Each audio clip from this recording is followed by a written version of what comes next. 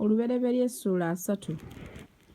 Laakeri bwe yalaba nga tazaalira Yakobo baana, Laakeri n'akwatirwa obuggya muganda we. N'agamba Yakobo nti, mpa abaana oba tompe n'afa. N'obusungu bwa Yakobo ne bubuukira Laakeri. N'ayogera nti nze ndi mu kifo kya Katonda eyakuuma ebibala eby'olubuto.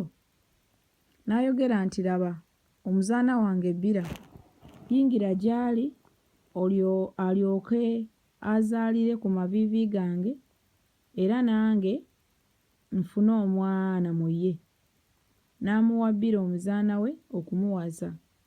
Yakobo n'ayingira gy'ali, Bila n'aba olubuto n'azaalira Yakobo omwana ow'obulenzi. Laakeri n'ayogera nti Katonda ansalidde omusango era mpulidde eddoboozi lyange era ampadde omwana ow'obulenzi. Kyeyava amutuuma erinnya lye Ddaani. Bila omuzaana wa Laakeri n'aba olubuto nate n'azaalira Yakobo omwana ow'obulenzi ow'okubiri.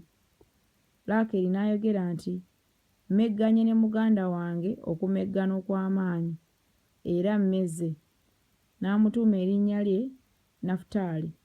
Olw'omwenda, Leeya bwe yalaba ng'alekedde awo okuzaala, n'addira Zirupa omuzaana we n'amuwa Yakobo okumuwasa.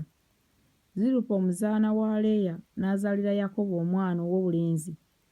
Leeya n'ayogera nti kirungi, n'amutuuma erinnya lye Gaadi.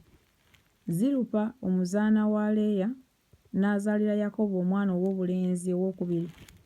Leeya n'ayogera nti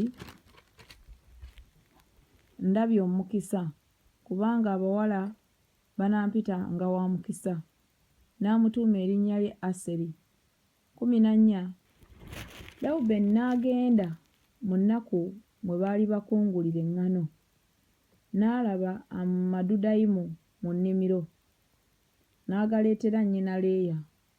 Awo Laakeri n'amugamba Leeya nti mpa nkwegayiridde ku madudayimu g'omwana wo. N'amugamba ye nti kigambo kitono okunziggyako baze, era oyagala okunziggyako n'amadudayimu g'omwana wange? Laakeri n'amugamba nti kyanaava asula naawe ekiro kino olw'amadudayimu ag'omwana wo. 16. Yakobo n'ava mu nnimiro akawungeezi, Leeya n'afuluma okumusisinkana n'ayogera nti kikugwanira okuyingira gye ndi, kubanga mazima nkuweeredde amadudayimu g'omwana wange. N'asula naye ekiro ekyo. Katonda n'awulira Leeya n'aba olubuto n'azaalira Yakobo omwana ow'obulenzi ow'okutaano. Leeya n'ayogera nti Katonda ampadde empeera yange, kubanga nawa baze omuzaana wange. N'amutuuma erinnya lye Isakaali. 19. Leeya n'aba olubuto nate n'azaalira Yakobo omwana ow'obulenzi ow'omukaaga. Leeya n'ayogera nti Katonda ampadde ekirabo eky'obugole ekirungi. Kaakano baze anaatuulanga nange, kubanga mmuzaalidde abaana ab'obulenzi 6. N'amutuuma erinnya lye Zebbulooni. Oluvannyuma n'azaala omwana ow'obuwala n'amutuuma erinnya lye Dina. 22. Katonda n'ajjukira Laakeri. Katonda n'awulira n'aggula olubuto lwe. N'aba olubuto n'azaala omwana ow'obulenzi. N'ayogera nti Katonda anziggyeeko okuvumibwa kwange. N'amutuuma erinnya lye Yusufu. N'ayogera nti Mukama annyongereko omwana omulala ow'obulenzi. Awo olwatuuka, Laakeri bwe yamala okuzaala Yusufu, Yakobo n'agamba Labbaani nti nsindika ŋŋende mu kifo ky'ewaffe era mu nsi ey'ewaffe.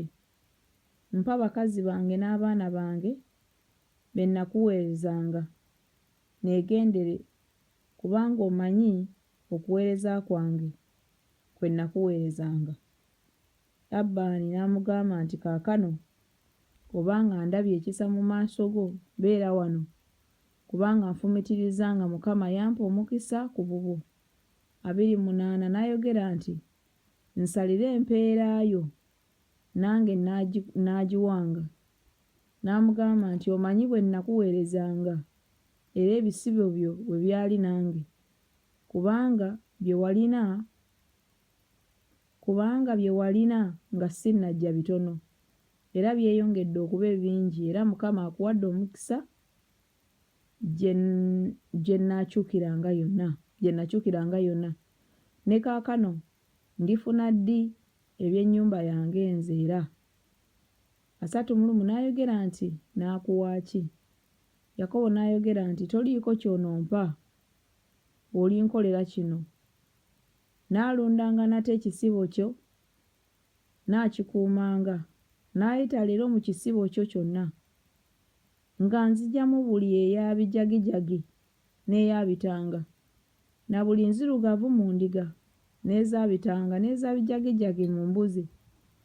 Era y'eneebanga empeera yange. Bwe butyo obutuukirivu bwange bulimpolereza oluvannyuma olijja olw'empeera yange eri mu maaso go. Buli eteri yabijagijagi oba eyabitanga mu mbuzi oba nzirugavu mu ndiga, eyo bw'erirabika nange eribalibwa nga nzibe. Labbaani n'ayogera nti laba, nandyagadde kibeere ng'ekigambo kyo bwe kiri. 35 N'aggyamu ku lunaku olwo embuzi ennume ez'abiwuga n'ezabitanga, n'embuzi enkazi zonna ez'abijagijagi n'ezabitanga, buli eyaliko ebbala ejjeru, n'enzirugavu zonna mu ndiga, n'aziwa mu mukono gw'abaana be. N'assaawo olugendo lwa nnaku 3 wakati we ne Yakobo. Yakobo n'alunda ebisibo bya Labbaani ebyasigalawo.